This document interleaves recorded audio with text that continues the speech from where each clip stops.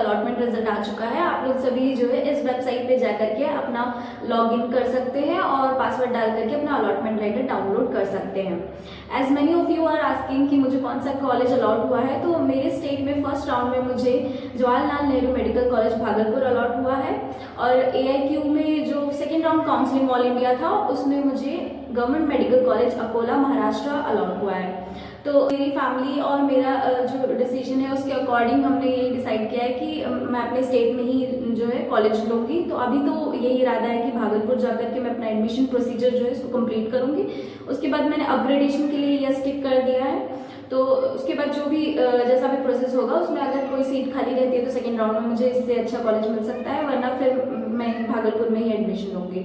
आप लोग जो जाकर के अपना अलॉटमेंट लेटर डाउनलोड कर लेना और फिर वहाँ पे एक ऑप्शन दिया होगा कि ऑटो अपग्रेडेशन येस या नो। तो आपको अगर अपग्रेड करना है, अगर आप अपने कॉलेज से सेटिस्फाइड नहीं है या फिर आप चाहते हैं कि अगर नेक्स्ट राउंड में आपको इससे अच्छा कॉलेज मिले तो वहाँ पे आपको येस टिक करना है। उसके बाद आपको अपना अलॉटमेंट लेटर प्रिंट आउट कराना है और आपका जो रिपोर्टिंग टाइम और डेट उसमें दिया हुआ है उस अकॉर्डिंग आपको उस कॉलेज में और उस सेंटर पे जाकर के आपको अपना अलॉटमेंट प्रोसेस जो है कंप्लीट करना है। वहाँ पे एडमिशन प्रोसीजर जो भी होगा उसको आपको पूरा करना है। एडमिशन प्रोसीजर के लिए बिहार में क्या क्या डॉक्यूमेंट्स रिक्वायर्ड हैं, इवन बिहार में ही नहीं किसी भी जगह आप अगर एडमिशन ले रहे हैं तो आपको ये सारी जो डॉक्यूमेंट्स है वो ज़रूर लेके जाना है। तो आप इन सब बातों का ज़रूर ध्यान रखें। First and the important thing is कि आपको सबसे पहले अपने अलॉटमेंट लेटर में आपका कौन सा रिपोर्टिंग सेंटर है और आपको कितने से कितने दिन तक रिपोर्टिंग टाइम है वो आपको चेक करना है। उसके बाद आपको अपने डॉक्यूमेंट्स रेडी करने हैं। तो फर्स्ट थिंग आपको जिस भी आप स्कूल से आपने या फिर इंस्टीट्यूट से आपने 12th पास आउट किया है उसका ट्रांसफर सर्टिफिकेट यानी TC आपके पास होना चाहिए। सेकंड थिंग वहाँ का कैरेक्टर सर्टिफिकेट आपके पास होना चाहिए। लास्ट 12th क्लास जो आपने की है उसका कैरेक्टर सर्टिफिकेट ज़रूरी है। आपके पास 10th का हो चाहे ना हो चलेगा, लेकिन आपके पास 12th का होना चाहिए कैरेक्टर सर्टिफिकेट। और थर्ड जो है वो है अलॉटमेंट लेटर। जो भी कॉलेज आपको मिला है उसका अलॉटमेंट लेटर आप डाउनलोड कीजिए और आप उसकी एटलीस्ट 3 कॉपीज आप लोग प्रिंट आउट करवा लीजिए और अपने साथ रखिए।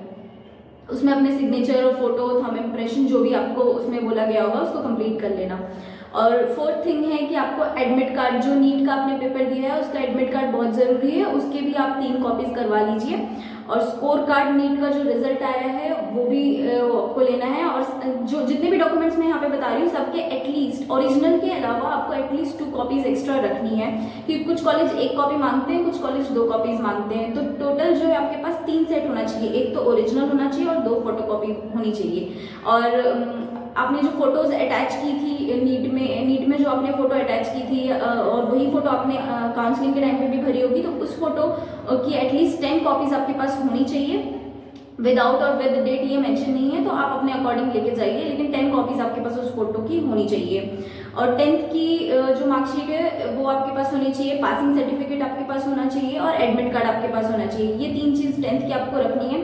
अब जो बच्चे जिन्होंने CBSE बोर्ड से किया है और जिनके पास वो बड़ा वाला सर्टिफिकेट है जो 2016 तक आई गेस पास आउट हुए थे, मतलब जिनके पास भी CBSE का वो बड़ा वाला सर्टिफिकेट है, उसी में मैं बता दूं उसी में मार्कशीट और पासिंग सर्टिफिकेट दोनों उसी में ही है, तो आपको अलग से पासिंग सर्टिफिकेट नहीं चाहिए। और जिन्होंने अलग से किया है, मतलब दूसरे बोर्ड से पास आउट किया है 10th क्लास, उनका अलग से एक सर्टिफिकेट आता है पासिंग सर्टिफिकेट जिसको हम बोलते हैं, वो उनके पास होना चाहिए। और 12th में भी आपके पास एडमिट कार्ड होना चाहिए 12th का, और मार्कशीट होनी चाहिए और एक पासिंग सर्टिफिकेट होता है वो आपके पास होना चाहिए। और अगर आपने जो इस साल अगर 12th नहीं किए, जिन्होंने इस साल 12th किए उनका तो ठीक है, मतलब 2020 में जिन्होंने 12th किए, लेकिन जिन्होंने 2019 या उससे पहले 12th पास आउट किए उनके पास एक गैप सर्टिफिकेट होना चाहिए। गैप सर्टिफिकेट अगर आपने अब तक नहीं बनवाया है तो आप जो है नियर बाय कोर्ट में जाकर के वो बनवा सकते हैं। मतलब वो एक एफिडेविट आपको बनवाना पड़ेगा, उस पर बस लिखा होना चाहिए कि आपने इतने से इतने साल का जो है गैप किया और आपने 12th कब पास आउट किया था, बस ये चीज़ आपके पास होनी चाहिए। और अगर आपके पास अगर कोई रिजर्वेशन मिल रहा है आपको कोई भी आपके कास्ट के कारण, तो कास्ट सर्टिफिकेट होना बहुत ज़्यादा ज़रूरी है। विदाउट दैट आपको रिजर्वेशन नहीं मिल सकता है। अगर आपको कोई रिजर्व कैटेगरी की सीट अलॉट हुई है तो आपको अपना कास्ट सर्टिफिकेट लेके जाना है, जो कि जिसपे कि आपका काउंटर साइन होना चाहिए SDO का या फिर DM का, दोनों में से किसी एक का चाहिए। अब आपका डोमिसाइल, अगर आपने 85% से एडमिशन लिया है तो आपका डोमिसाइल सर्टिफिकेट भी बहुत ज़रूरी है। रेजिडेंशियल सर्टिफिकेट मतलब आप जिसको हम हिंदी में बोलते हैं निवास प्रमाण पत्र, वो आपके पास होना चाहिए, उस पर भी SDO के साइन ज़रूरी है। आपका आधार कार्ड होना चाहिए आपके पास। आधार कार्ड की एटलीस्ट 3 कॉपीज आप करवा लेना और ओरिजिनल भी अपने पास रख लेना। अगर आपने आइडेंटिटी प्रूफ और कोई दे रखा है तो आपको वो भी लेके जाना है साथ में आधार कार्ड के साथ। एंड 12th थिंग इज कि आपको माइग्रेशन सर्टिफिकेट लेके जाना है। 12th क्लास का जो माइग्रेशन सर्टिफिकेट आपने जिस भी इंस्टीट्यूट से 12th पास आउट किए वो आपको प्रोवाइड करते हैं। एंड मेन थिंग मैं यहाँ बोलना चाहूँगी कि आप बिफोर कॉलेज में जाने से पहले उस कॉलेज के ऑफिस नंबर या एडमिशन का जो भी कॉन्टैक्ट नंबर है उस पर आप एक बार पता कर लीजिए, उनसे बात कर लीजिए। क्योंकि अभी जो है अलॉटमेंट लेटर तो डाउनलोड हो रहा है, उस पर टाइम लिखा आ रहा है कि 5 से 9 तारीख तक आप रिपोर्ट कर सकते हैं। लेकिन as per last year trend के अकॉर्डिंग हम देखें तो स्लॉट बुकिंग प्रोसेस होता है बिहार में, जिसमें मतलब आपको अपना टाइम और स्लॉट चूज करना पड़ता है। तो अभी तो अलॉटमेंट लेटर में 5 से 9 तारीख बोला गया है, लेकिन आप एक बार कॉलेज वालों से कॉन्टैक्ट कर लीजिए, क्योंकि बीच में संडे आ रहा है तो संडे को एडमिशन होगा या नहीं होगा, ये सब बातें आप उनसे पूछ के एक बार कंफर्म कर लीजिए। और मैं ये सजेस्ट करूँगी कि आप जहाँ भी जा रहे हैं वहाँ रहने का स्टे आप पहले से देख लीजिए। एटलीस्ट 2 से 3 दिन एडमिशन प्रोसेस आप मान के चलिए, इतना लग सकता है। क्योंकि मैं अपने कॉलेज का बताऊँगी कि भागलपुर का तो मैंने जहाँ तक पता किया है तो उनका कहना है कि 2 से 3 दिन का अलॉटमेंट पूरा प्रोसेस जो है होगा, और एडमिशन में एटलीस्ट 2 से 3 दिन आप मान के चलिए।